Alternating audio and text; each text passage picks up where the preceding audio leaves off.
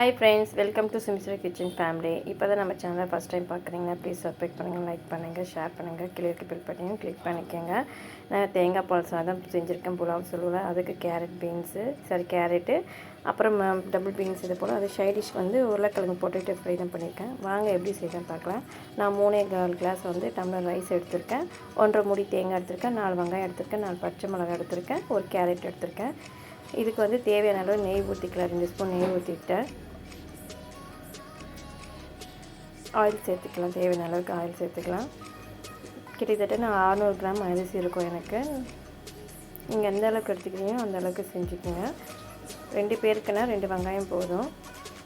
இப்போ 4 பிரிஞ்சி இலை போட்டிருக்கேன். கல்பாசி கொஞ்சம், மராட்டி மொக்கு, பட்டை, கிராம்பு, லவங்கம் சொல்லுவோம்ல அது, அன்னாச்சிப்பூ, ஏலக்காய் தட்டி இது போல் போட்டு வச்சுருக்கேன். ஒரு 3 ஏலக்காய் இருக்கும். அப்புறம் கசகசா இதெல்லாம் ஆட் பண்ணிக்கலாம். சோம்பு, இந்த மசாலாவே போதும், நம்ம எந்த இதுவும் போட வேண்டாம். இதுவே வாசனை நல்லாயிருக்கும். 4 வெங்காயம் வச்சுருக்கலாம். பிரியாணிக்கு செய்கிற பொடியை நம்ம கட் பண்ணிக்கலாம். கருவேப்பிலை கொஞ்சம் போட்டு நல்லா வதக்கி விட்டுக்குங்க. இந்த போல் ஸ்லைஸாக கட் பண்ணிங்கன்னா நல்லாயிருக்கும்.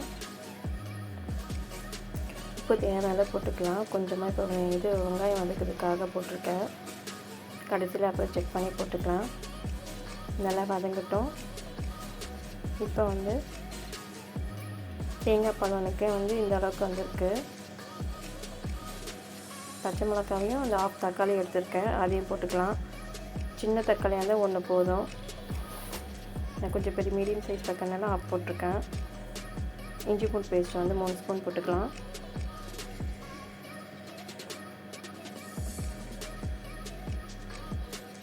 நல்லா வதக்கி விட்டுக்கோங்க. இப்பயும்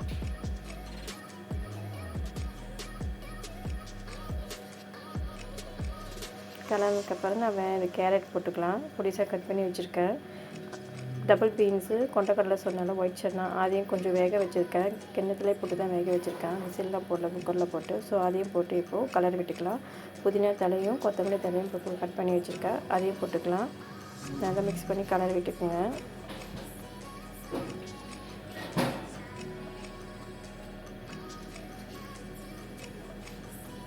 தேங்காய் பால் எனக்கு நான் சூட் பண்ணி வச்சுருக்கேன் இண்டக்ஷனில், சட்டுன்னு ஆகிறதுக்காக.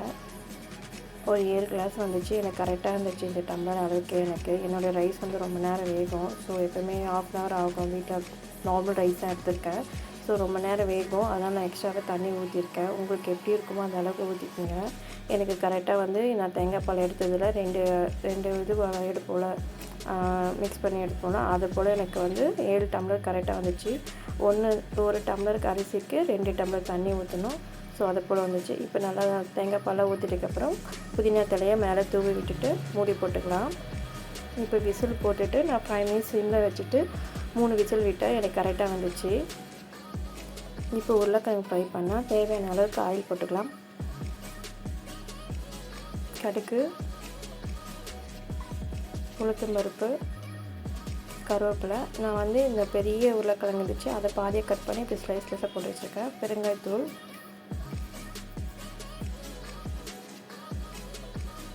மொத்தமாக கட் பண்ணி இப்படி வச்சுருக்கேன். கட் பண்ணிவிட்டு நல்லா வதக்கி விட்டுக்கலாம். உங்களுக்கு எந்த ஷேப்பில் வேணுமாலும் பண்ணிக்கலாம். நான் இங்கே ஸ்லைஸாக போட்டிருக்கேன். ஸோ இந்த மாதிரி தேங்காய் பால் புலாவுக்கு இந்த மாதிரி காம்பினேஷன் நல்லாயிருக்கும். பொட்டேட்டோ ஃப்ரை உப்பு தேவையான அளவு போட்டுக்கலாம். மிளகாய்த்தூள் தேவையான அளவு போட்டுக்கலாம். குழம்புத்தூள் மிளகாய்த்தூளும் போட்டுக்கலாம். நீங்கள் வெறும் மிளகாய்த்தூளும் போட்டுக்கலாம். நல்லா கலரி விட்டுக்குங்க. இதுக்கு நான் நம்ம தண்ணியை ஊற்றியாமல் கூட செய்யலாம். அப்படியே மூடி போட்டு ரொம்ப நேரம் வேகும். ஸோ நான் கொஞ்சமாக தான் தண்ணி விட்டுருக்கேன் வேகிறதுக்காக.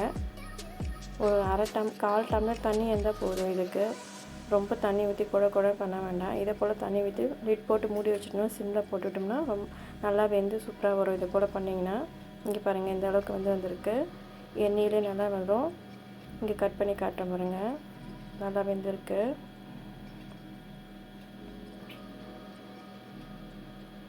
பார்த்தீங்கன்னாவே தெரியும் எந்த அளவுக்கு வந்திருக்குன்னு.